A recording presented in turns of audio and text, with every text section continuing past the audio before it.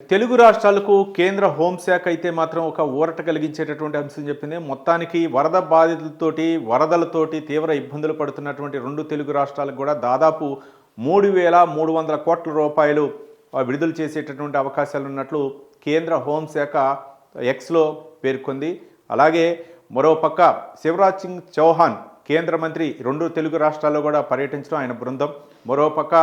ఏ విధంగా వీళ్ళని ఆదుకోవాలి, వరద సహాయం ఏ విధంగా వాళ్ళకి అందించాలి, అటుపక్క తెలంగాణలో ఖమ్మం జిల్లా అయితే మాత్రం అక్కడ కూడా వరదల్లో తీవ్ర ఇబ్బందులు పడినటువంటి పరిస్థితులు, అక్కడ ముఖ్యమంత్రి విజ్ఞప్తి మేరకు మరోపక్క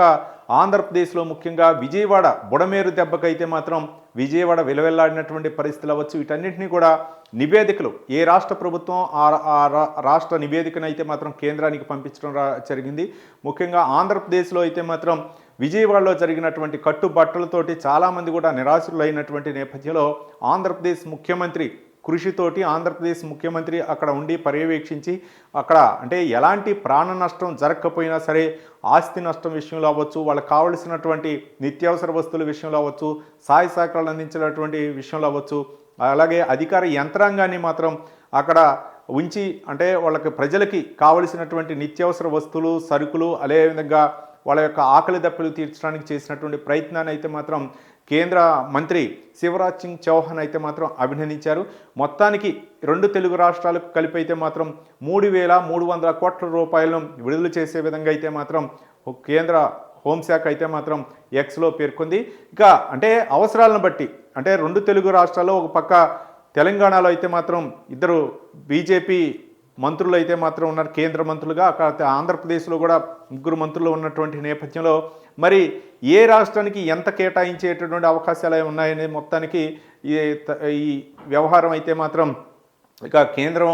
మరి కొద్దిసేపట్లో అయితే మాత్రం విడుదల చేసే అవకాశం ఉంది. ఈ నేపథ్యంలో ఆంధ్రప్రదేశ్కి పరిస్థితి ఏంటి, అలాగే తెలంగాణ పరిస్థితి ఏంటి, నివేదికలు వచ్చినటువంటి నేపథ్యంలో ఆ నివేదికల ప్రకారం ఏ రాష్ట్రానికి ఎంత కేటాయించే అవకాశం ఉంది. మొత్తానికి అటు తెలంగాణ ముఖ్యమంత్రి రేవంత్ రెడ్డి, ఆంధ్రప్రదేశ్ ముఖ్యమంత్రి చంద్రబాబు నాయుడు ఇద్దరు కృషి ఫలితంగా అయితే మాత్రం ఆ కమిటీలు వేసి మరోపక్క అక్కడ క్షేత్రస్థాయిలో ఏరియల్ సర్వే అవ్వచ్చు, అలాగే అక్కడ ముఖ్యంగా దెబ్బతిన్నటువంటి ప్రాంతాల్లో పర్యటించి వీళ్ళు చేసినటువంటి కృషి ఫలితంగా కేంద్రాన్ని అయితే మాత్రం ఈ నివేదికల రూపేణ అయితే మాత్రం కేంద్రానికి ఎప్పటికప్పుడు నివేదికలు పంపించి ఆ కేంద్రం యొక్క దృష్టికి అయితే మాత్రం ఇక్కడ జరిగినటువంటి సహాయ సహకారాలు అయితే మాత్రం కేంద్రానికి పంపడం జరిగింది. ఇక తెలంగాణ అయితే మాత్రం 5,000 కోట్ల రూపాయలు డిమాండ్ చేయడం, అలాగే ఏపీ కూడా మరో భారీ మొత్తంలో డిమాండ్ చేయడంతో మొత్తానికి తక్షణ సాయంగా 3,300 కోట్ల రూపాయలు అయితే మాత్రం రిలీజ్ చేయడానికి కేంద్రం అయితే సంసిద్ధత వ్యక్తం చేసిన నేపథ్యంలో ఈ యొక్క నిర్ణయం ఏదైతే ఉందో ఇది ముఖ్యంగా అటు కొంత వరద సహాయానికి అందించడానికి కొంత ఊరట కలిగించినట్లయింది మనం చెప్పుకోవచ్చు.